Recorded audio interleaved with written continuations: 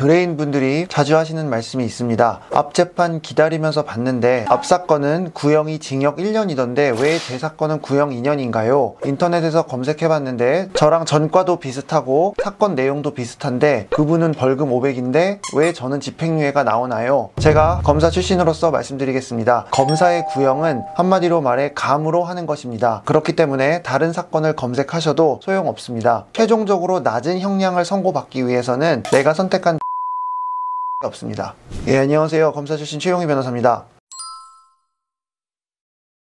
구형은 검사의 최후 변론이고, 여기서 검사의 최후 변론이라 함은 재판이 끝나는 날 피고인에 대하여 어떤 종류의 처벌이 어느 정도로 이루어져야 한다라는 검사의 최종 의견을 말합니다. 예를 들어서 징역 2년 또는 징역 1년에 집행유예 2년 또는 벌금 500만 원처럼 검사의 최종 의견을 이야기합니다. 구형은 재판이 끝나는 날 합니다. 여기서 재판이 끝난다는 말은 일반인의 상식과 약간 차이점이 있는데, 재판이 끝난다는 거는 그날 최종 결론이 나온다는 말은 아니고, 그날 검사가 구형을 하고 나면 변호인이 최후 변론을 하고 그 다음 피고인이 최후 변론을 합니다. 그러고 나면 판사가 언제 선고하겠다는 선고하는 날을 정하게 되고, 그 날이 지나고 이후에 지정한 선고하는 날에 최종 결론이 나오게 됩니다. 참고로 구형은 검사가 구형하는 날 법정에서 확인이 가능하고 그 이전에 이를 미리 확인할 방법은 없습니다. 구형은 검찰의 비밀이기 때문에 문의한다고 하더라도 따로 알려주지 않습니다.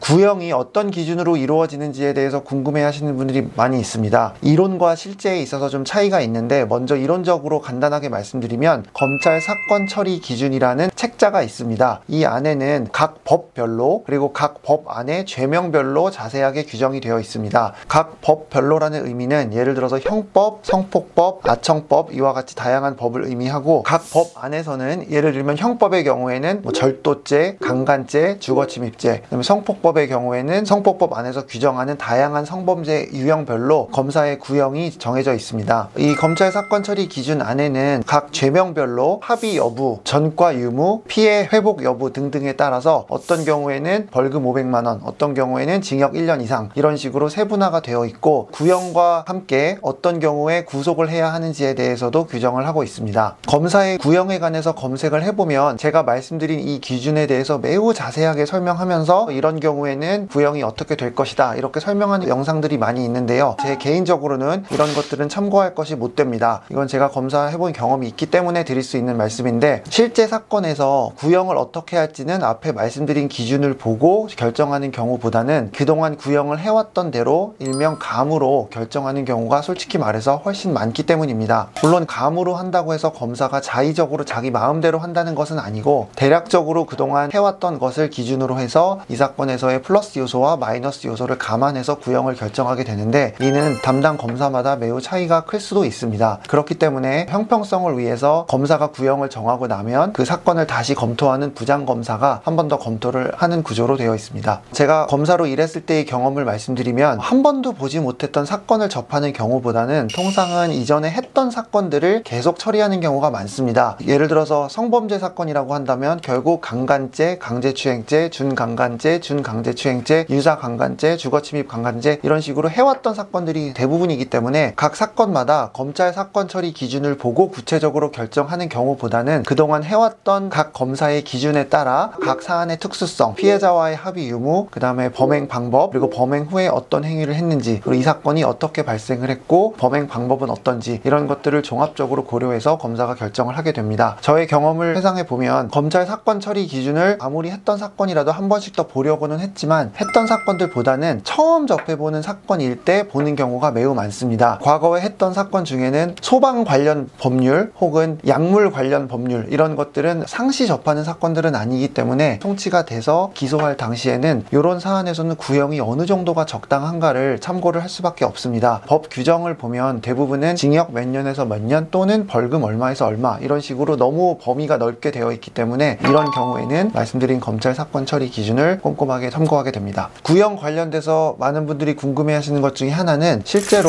벌금을 구형하기도 하는지입니다. 검사가 애초에 벌금형을 구형할 거라면 차라리 재판에 넘기지 넘기지 않고 벌금만 납부해도 되는 구약식으로 사건을 종결시킬 수도 있기 때문입니다. 검사가 혐의가 있다고 인정하는 경우에는 구공판을 하거나 구약식을 할 수 있습니다. 여기서 구공판이라 함은 법정에 세워서 판사 앞에서 재판을 받게 하는 것을 의미하고, 구약식의 경우에는 재판에 넘기지 않고 사건을 종결하는 것인데, 구약식의 경우에는 법원에서 재판을 받지 않는 만큼 벌금형만 가능합니다. 법정에 세워서 벌금형 구형을 할 수 없는 것은 아니지만 굳이 그렇게 할 바에야 차라리 약식을 하는 게 맞지 않냐 이런 생각을 할 수도 있는데, 실질적으로는 벌금형을 구형하는 경우도 있습니다. 물론 벌금형보다는 징역형을 구형하는 경우가 압도적으로 많긴 하지만, 검사에 따라서는 그래도 이거는 법정에 세워서 벌금을 구형하는 게 맞다 이런 판단을 할 수도 있고, 또 경우에 따라서는 관내에 특정 범죄가 너무 많이 발생을 한다, 예를 들어서 연말 연시기 때문에 음주운전 사건이 많이 발생한다 라고 한다면 검찰청 별로 내부 지침에 따라서는 벌금형을 구형할 거라도 일단 법정에 세워서 경각심을 주자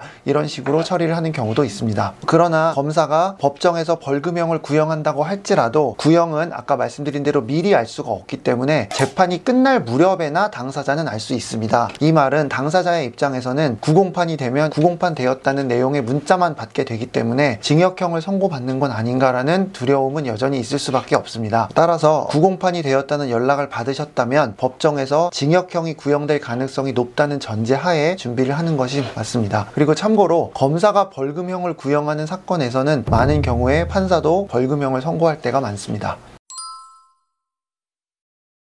검사의 구형과 판사의 선고는 완전히 다릅니다. 검사의 구형은 어떤 처벌을 받는 것이 합당한지에 대한 검사의 의견이고, 판사의 선고는 사건에서 최종적인 결과를 의미합니다. 따라서 두 가지는 엄격히 구별이 되고, 만약 판사가 선고를 했는데 피고인이든 검찰이든 한쪽에서 항소를 했다면 그 1심 판결의 선고는 일단은 효력이 없어지고 항소심 판결의 선고를 기다리게 됩니다. 항소심 재판도 1심과 마찬가지로 검사의 구형이 있고 변호인과 피고인의 최후 변론을 거쳐서 다음 기일에 판사가 선고를 하게 됩니다. 한 가지 중요한 말씀을 드리면, 판사는 검사의 구형에 구속받지 않습니다. 따라서 검사가 구형을 뭐라고 했든 판사는 검사의 구형과 똑같이 해도 되고, 더 무겁게 해도 되고 가볍게 해도 됩니다. 즉 검사의 구형은 판사에게 있어서는 참고사항의 하나에 불과합니다. 따라서 검사의 구형이 높다고 해서 무조건 겁을 먹고, 검사님이 실형을 구형했다고 해서 나 이제 무조건 감옥 간다 이렇게 생각하실 필요는 없습니다. 그렇다고 해서 검사의 구형을 마냥 무시할 수는 없는 이유는, 판결을 선고함에 있어서 판사도 검사의 구형을 중요한 자료로 참고를 할 뿐만 아니라 검사의 구형이 높은 경우에는 사안이 얼마나 중대한지를 이야기해주기 때문입니다. 구형은 항소와의 관련성을 또 뺄 수가 없는데요. 검찰의 내부 규정은 판사의 선고형을 기준으로 만약에 형종이 바뀌거나 구형한 것에 반에 미치지 못하면 항소를 하는 것이 원칙입니다. 즉 무슨 말이냐면, 검사가 징역형을 구형했는데 판사가 집행유예나 벌금형, 즉 형의 종류가 바뀐 경우에는 항소를 하는 것이 원칙이고, 형의 종이 바뀌지 않았지만 반에 못 미치는 경우, 예를 들어서 검사가 징역 2년을 구형했는데 판사가 징역 6개월을 선고했다. 그러면 2년의 절반에 못 미치기 때문에 검사는 항소를 하는 것이 내부 기준입니다. 이런 점들을 고려해서 판사도 선고할 때 항소가 되는 비율을 낮추도록 하기 위해서 판사에 따라서는 검사의 항소를 기준으로 선고형을 정하는 경우도 제법 있습니다. 통계적으로 보면 검사의 구형보다는 판사의 선고형이 더 낮은 경우가 압도적으로 높다고 할 수 있습니다. 그러나 사건에 따라서는 검사의 구형과 같거나 구형보다 더 높게 선고되는 경우도 있기 때문에, 통상 검사의 구형보다 낮게 선고된대 라는 이야기를 들었다 하더라도 마냥 안심을 할 수는 없습니다.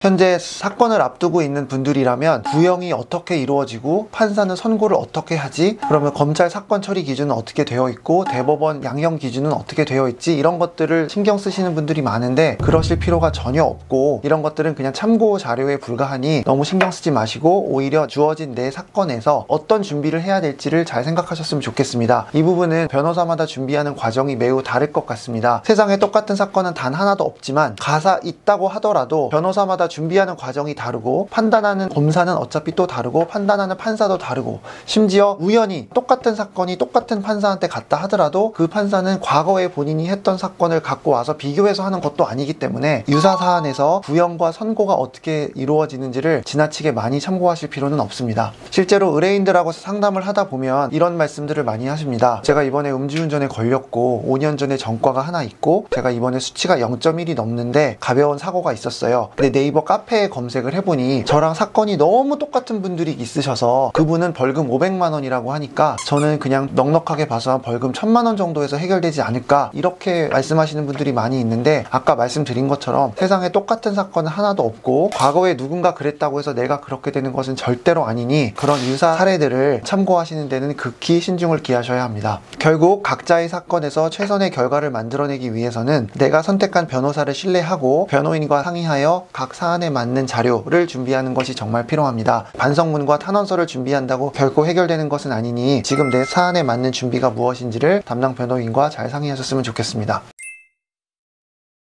오늘은 검사의 구형과 판사의 선고가 어떻게 이루어지는지에 대해서 간략히 말씀을 드렸습니다. 앞에 여러 차례 반복한 것처럼 이런 기준은 참고만 하시고 이거에 따라서 내가 뭔가를 행동하려고 하지 않으셨으면 좋겠습니다. 사건에 직면하고 있다면 변호사 선임까지는 하지 않아도 괜찮으니 부디 꼼꼼한 변호사와 상담은 반드시 받으시길 바랍니다. 궁금한 내용이 있으시다면 댓글을 남겨주시면 답변 드리도록 하겠습니다. 이상 최용희 변호사였습니다. 감사합니다.